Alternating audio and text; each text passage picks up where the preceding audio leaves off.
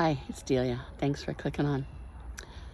Okay, so I was having a conversation with a friend yesterday, and something that comes up pretty often came up, and it has to do with, it's usually something like, I wish I'd known this sooner, or,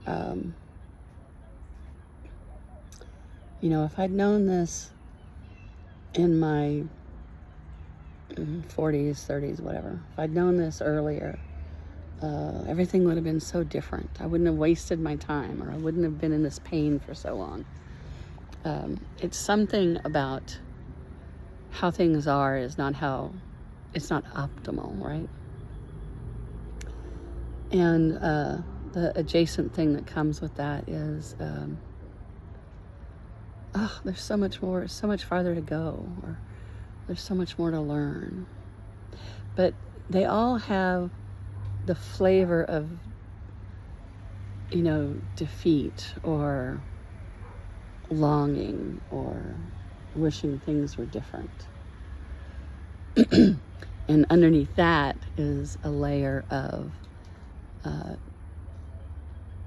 you should be different now, you should have been different then, everybody else should have been different. It's just a lot of shoulds, which you may remember is a warning sign.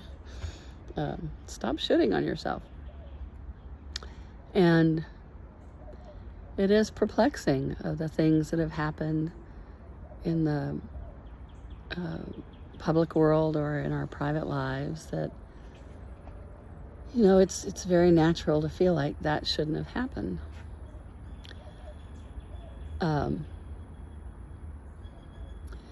And then a lot of times what goes with that is some degree of spiritual bypassing, and trying to zen out over, skip to acceptance, right? Or skip to forgiveness, skip to whatever you've heard is going to be the answer. And there's a couple of things about that. One is, whatever it is that you don't know yet, or you didn't know until today, what if you weren't ready to know it before?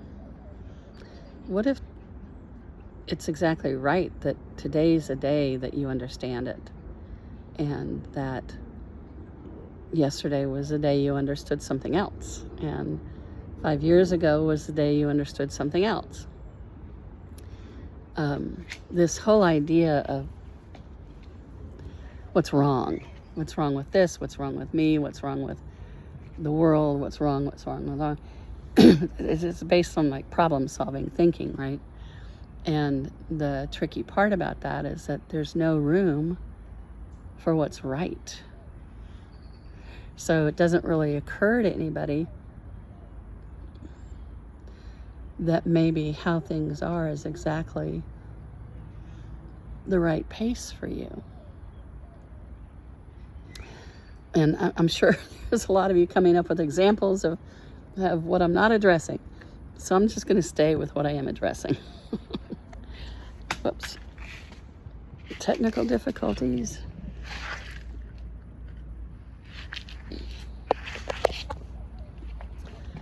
So, what I am addressing is that the spirit part of you is really kind. It's incredibly kind. Your body is very kind as well. The brain, not so much. The brain is not taught to be kind. The brain is trained and retrained to be cutting, sarcastic, minimalistic, a lot of things that are not really contributing in any good way. If you believe that your basic nature is that you're a spirit with a body, right? Then how things are, you can trust it. You can trust the process of being alive. You can trust the process of being an infinite being with a body. Even though nothing in society says you can trust your higher self, or that you have a higher self, much less. But let's say you entertain the idea that you know you're an infinite being, you know you're a spiritual being having a physical life. Then how does that apply? It can't just be a sentence. It has to be related to things. And the more I have watched other people heal and grow, the more I have done my own healing and growing over the past lots of years,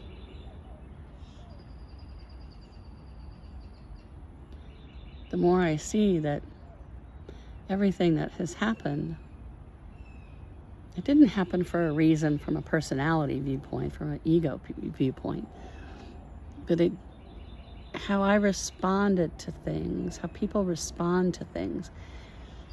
You go from like the story of what happened, which is external and playing for an audience, to what really happened in the privacy of your own heart. And it turns out that you took this bad thing and turned it into something good. Is that true every time? No. Does everybody do that? No. But it is a possibility at all times. That is for sure true.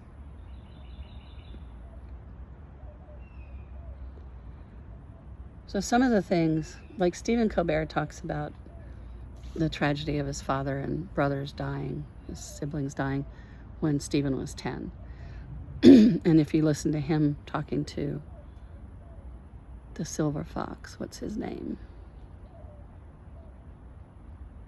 I can't remember his name. You know who he is. They talk about grief, and Stephen has been, I would say, seasoned by grief. Grief has grown him into a wise being, and he says that he would never wish that on anybody, but it made him who he is. And that's certainly been true in my life, and I've seen it true in lots of people's lives, that the very thing that should never have happened, that you wouldn't wish on anybody else, you can appreciate it later because of what you learned from it all. And that's the power of your attention and your presence and your being on your side. Using Stephen Colbert as an example again, he, got brutally fired for bogus reasons, and he's been doing the show anyway. And he said that, he made a decision. He figured he could spend the rest of the time being bitter and angry at their stupidity, which is true. None of that's,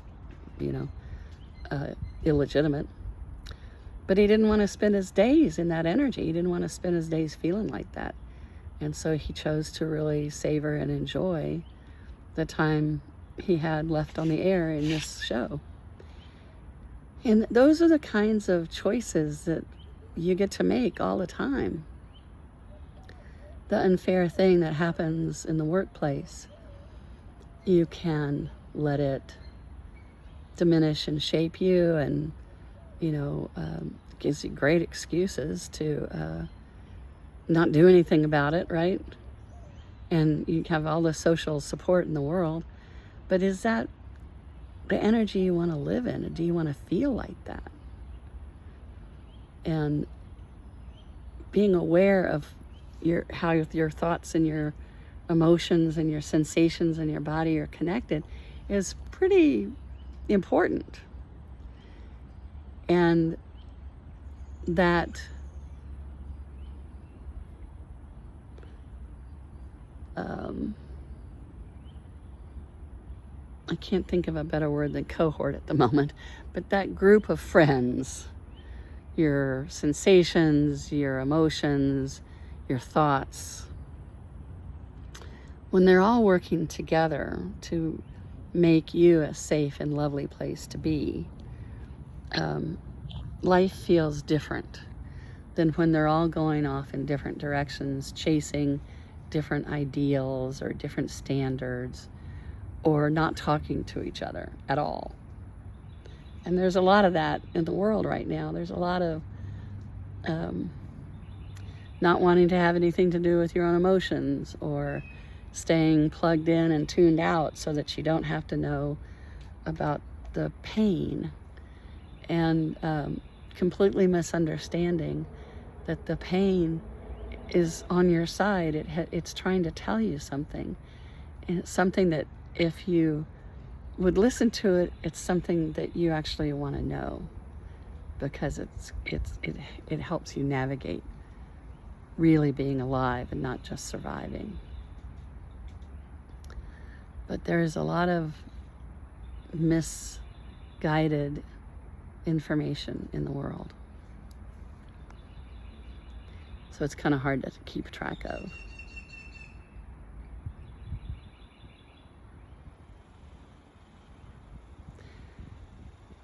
So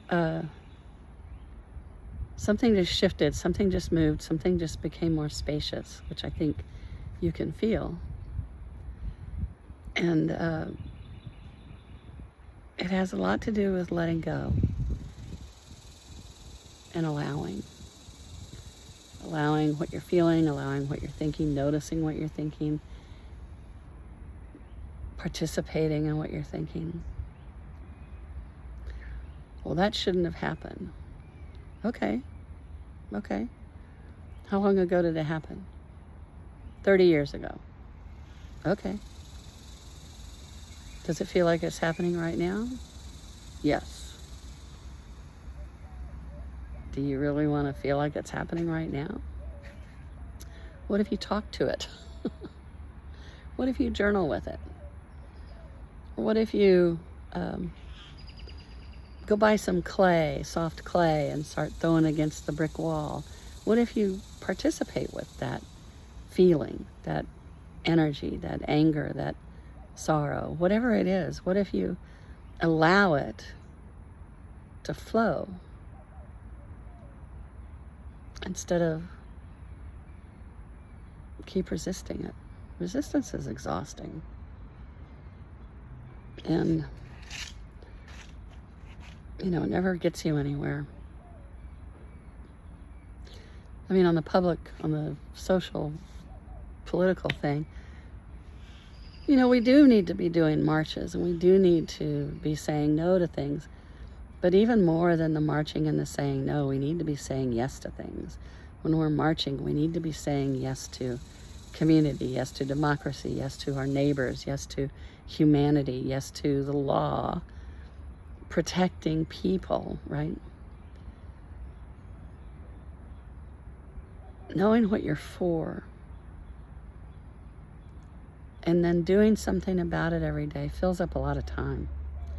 And that means there's a lot of stuff that you do during the course of your day, everybody does, that you can't do anymore because you're choosing to spend your day for things instead of against things. So, less time on screens, less time complaining, less time because you want more time to cultivate something.